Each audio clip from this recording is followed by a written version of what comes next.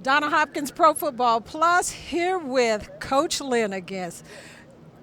Year number two. Yeah, good to be back. We got our whole staff back. We got a good football team, and looking forward to see what we can do with it this year again. Speaking about looking what you can do, could you assess what you got out of your running back room last year, um, and looking to this year also, what you may want to see better this year? I think one is just keep our number one guy healthy. If he can stay healthy, he's a pretty good running back. And we lost Austin Eckler for 4 or 5 games last year as well. So, but when you have a room, a deep room, then Jeremy stepped up, Chris Rodriguez stepped up. We have some guys that's more than capable of filling those shoes. So I like the room that I have, and there's good competition in there right now. And we'll see the cream will rise to the top. Cream rising to the top. Did you learn anything towards the end of the year about these guys that you didn't already know? Did you see a lot of growth in each person? Austin, you already know what he could do, but some of the other guys, did they surprise you in the end with their growth? I think Brian grew in the passing game as he understood this offense more and embraced it. It's about touches, not carries. And so guys understand in today's NFL period, you have to be more of a receiver. And that's something that they've all worked on, and I think they've gotten better at. Early on, this is the OTAs with the new guy, Merritt. What are you seeing from him early on? He's right now his head's spinning. Mine would be So too. it is hard to evaluate them right now, but about that third week of training camp is when you really start to see that natural ability. Could you assess as far as Chris Rodriguez, because he was let go, brought back, and then you always said that he made the most of his opportunities when he did get in there. Could you talk a little bit about his growth last year? Chris is a professional. When his number's called, he's prepared, he's ready to go. And yes, there was a roller coaster for him last year a little bit, but he was always prepared.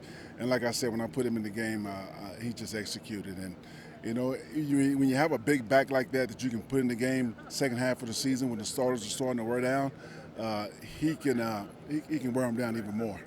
So, assessing last year and moving on to this year, turning the pages, what do you want to see this year? Were you seeing enough of that running game? Is it offensively when some of the guys got hurt? Were you able to do what you wanted to do in that running game last year? You know, um, if I was being greedy, I said no, I want more touches. But our offense is designed to take what the defense gives us, and so Cliff can call 50 plays, but we may only run it 20 times because they may give you something else. If you remember the Detroit game, we threw the smoke outside to Terry. He went for 70 yards. Well, that was a run call. So our running game, you just have to be ready. When you get your turn because you never know where that ball's going, to be honest with you. I like the fact that we can take advantage of what the defense gives us. And I've told my backs that you don't want to be volume guys. You want to be guys that can give it to us right now. And so I think they're more used to that this year than last year. And so I think that's going to make a big difference in their mindset. And when you break down each back of what you have, because they all have different styles, do you have enough of those different styles? Because Brian is one style, Austin, some of the other guys. What do you have as far as the style for all of those guys that makes this back feel really good? Well, I do like variety, and I like to break them up into A backs and B backs. And I feel like I have enough A backs and B backs to do exactly what Cliff wants to get done. And what do you want to see more out of Brian this year? How did he grow towards the end of last year once he got over the injuries? Once he got over the injuries, Brian is a really good runner. And his vision, he's going to get what's blocked. And because of his size and power, then he's going to win his one-on-ones. He can really help us when he's healthy. Austin, I think he was number one in the league at make miss in space. So he's proven that year in and year out. Jeremy was the one that stepped up and did both jobs. He can do A back and B back duties. And then you bring in a big back like Chris. I put him in the A category with Brian.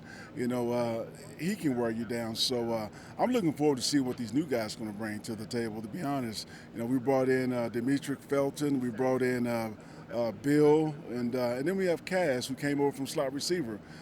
He's starting to look like a running back. And then we have Mike Wiley's probably had the best offseason out of all of them. So it's going to be interesting.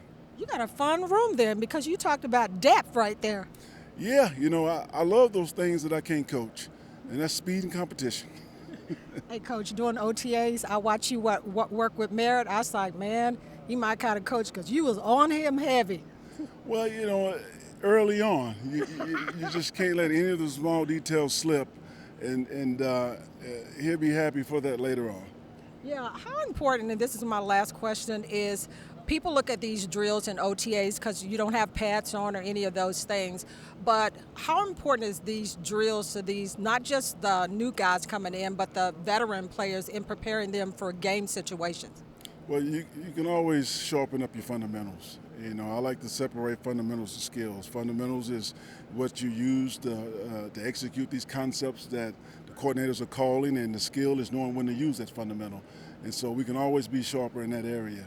And so that's kind of what these OTAs are for. Like you said, we don't have the pads on right now, but man, you can really nail the details right now. You get a break after next week? Yeah, we do. I'm looking forward to it. There you go, Coach Lynn, getting ready for a training camp and a break also.